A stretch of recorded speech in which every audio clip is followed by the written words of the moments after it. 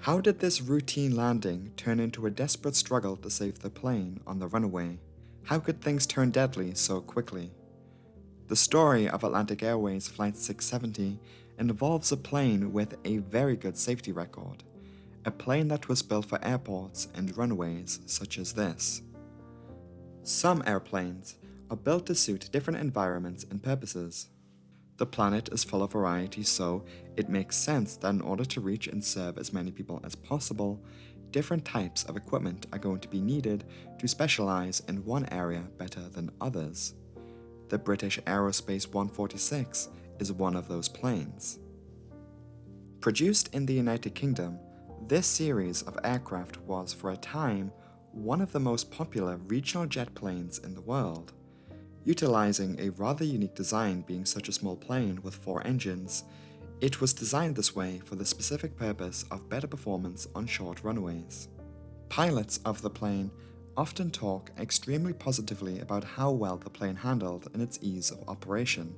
In its years of production and commercial use, some of the world's best airlines operated the type. One of those carriers was the Faroese airline Atlantic Airways.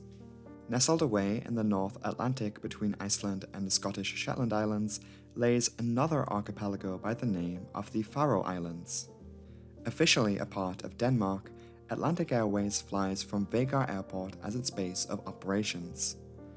Like a number of operators though, Atlantic Airways also chartered out some of their planes, which takes us to Stavanger in Norway on October 10, 2006. Though Atlantic was a Faroese airline, the airline did charter out some of their BAE 146s to an engineering company by the name of Aker Solutions. Every morning, the contract between Aker and Atlantic saw them ferrying workers from Stavanger and nearby Stord to Molde, further north in the country. The plane would take off from Stavanger, make a very short, around 15-minute hop to Stord before continuing on. On that October morning, 2 pilots would make that journey on this plane. 34-year-old Captain Nicholas Jerhus joined Atlantic Airways 2 years previously. He was only recently promoted to captain earlier that year. On this plane, he had logged around 1,500 hours by the time of the accident. His first officer was 38-year-old Jacob Evald. He was a little less experienced, and he was a new hire to the airline at the time. In total, he had accumulated around 1,000 flight hours, but only a quarter of that was spent in this plane. For the short flight to Stord, the plane was only carrying 16 total occupants, including 2 pilots, 2 flight attendants, and 12 passengers, with more expected to board in Stord. This region of Norway is known for its striking landscapes. The famous Norwegian fjords and coastline make the terrain rather difficult for constructing and operating an airport. Stord's Sorstokken Airport is perched on top of elevated terrain, with cliff drop-offs on the north, south, and east sides. At the time, the runway was measured to be around 1,400 meters in length, just under 1 mile. The British Aerospace 146 was built for runways just like this one. Perhaps it is worth mentioning something rather peculiar with this aircraft, as it may be something to bear in mind for what will be discussed later. Previously on the channel on multiple occasions, we've talked about how planes slow down on a runway after landing. For most planes, reverse thrust is a key component of that, in combination with regular brakes and spoilers. The 146 does not actually have reverse thrust. The plane, however, does have a rather interesting tool hidden away at the back of the plane. Shortly before touching down on a runway, pilots would deploy an air brake that opens up at the rear. It's an ideal tool for steep approaches and short runways. The air brake, though, is not really relevant to the accident, but it is controlled with a lever on the throttle console in the cockpit that is shared with the spoiler controls. After leaving Stavanger, the pilots of Flight 670 were in communication with controllers in Bergen. In their transmissions, it was initially understood that the pilots of the accident plane would land with an approach from the north onto what was labeled at the time as runway 15. Another Atlantic Airways plane had actually just landed on that exact runway earlier that morning. As weather information came through and the airport came into view on what was a clear day, the pilots soon opted to change their plans and fly in from the south onto runway 33. It would get them into the airport sooner, but it would mean landing with a slight tailwind. Usually, pilots opt to fly opposing the wind. Ultimately, this is to reduce ground speed and be more efficient in its use of runway. When it is considerably windy, the winds can actually push a plane in the direction it's blowing. In a tailwind scenario, it can cause a plane to fly faster, with the wind giving it that extra push, therefore leading to an increase in ground speed. Still, the captain judged that a tailwind approach on this occasion was completely fine, and he was correct. Given the plane's performance, the 146 could land on the shorter runway with a tailwind and land with ease with plenty of room left over. This landing, though, didn't go smoothly. So what happened? To analyze what happened, let's move to the point of touchdown. Flight 670 touched down on a runway that was damp. The runway may even have been in a state known as contaminated.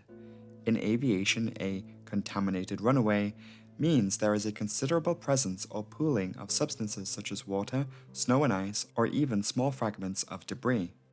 It had been raining recently at the time, and so the wet runway required a slightly greater stopping distance than normal, still well within limits for this plane at this airport. It is also important to note here that the runway it stored was not grooved. Many commercial airport runways have this grooved feature. The grooves are there to prevent pooling on the runway. They can even channel water away. Following the touchdown, the pilots attempted to engage the spoilers on the wings. The spoilers are flaps that stand up on top of the wings that disrupt airflow and decrease lift. When the pilots moved the previously mentioned air brake lever into the spoiler setting, they failed to deploy.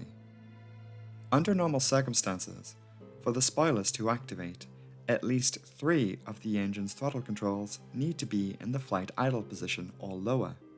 It was confirmed that the throttles were indeed in the correct position for this to occur. When the spoilers failed to deploy, this was signaled to the pilots with an alert. In this moment, the pilots needed to think and act quickly. The captain immediately suggested maximum wheel brakes. Hammering the brakes, he found them to be insufficient, and so he engaged the plane's emergency brake. The aircraft's regular brakes were installed with anti-skid technology. The emergency brake was not, and the wheels locked up. This, right here, was a critical moment in the unfolding crisis, because how these locked wheels now interacted with the damp runway took the plane to disaster. Following the application of the emergency brake and the locking of the wheels, a phenomenon known as hydroplaning occurred. When this happened, the rubber on the wheels became hot.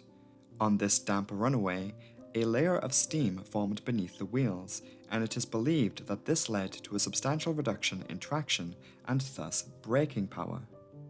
This not only extended the distance needed on the runway to stop in time, but when combined with the contaminated runway and slight tailwind increasing the ground speed, meant that there wasn't enough room to stop. Over the next few moments, the pilots would desperately try to slow the plane down. Surviving passengers also noticed themselves that the plane was taking longer than usual to slow down. The pilots did have brakes just to re-highlight, but they weren't anywhere near as effective. In a desperate move to stop, Captain Dierhus attempted to skid the plane by first turning sharply to the right, followed by the left. Sure enough, the plane did not stop in time and overran the end of the runway. Had the runway been slightly longer, they might have made it. Instead, the plane dove over the edge of the cliffs that surround the airport. Flight 670 crashed through the trees, descended down the cliff, before crashing to a halt and bursting into flames. The crisis by this point was still far from over. Both pilots had survived the crash, but were stuck inside the cockpit, as the cockpit door was jammed. They needed to exit through the cockpit window. Following the checklists, the pilots were unable to shut down engine number 2 on the left side of the plane. Whilst in the cabin, the way the plane came to a rest on the cliff meant passengers almost had to climb up the plane to exit, of which it is noted the only exit used was the left side door at the rear of the cabin. The cabin itself was becoming consumed by flames, and unfortunately, 4 people, 3 passengers and 1 flight attendant, perished in the crash. A fire consumed the entire fuselage, the remains of which were unrecognizable of being a part of an airplane. The investigation into the crash could not determine for certain exactly why the spoilers never deployed. However, they put forward 2 explanations in their report. One being a potential fault in the throttle controls in a way that the necessary information couldn't be sent saying the engines were in the correct setting for the spoilers to deploy. The other explanation being a mechanical fault with the air brake spoiler lever itself.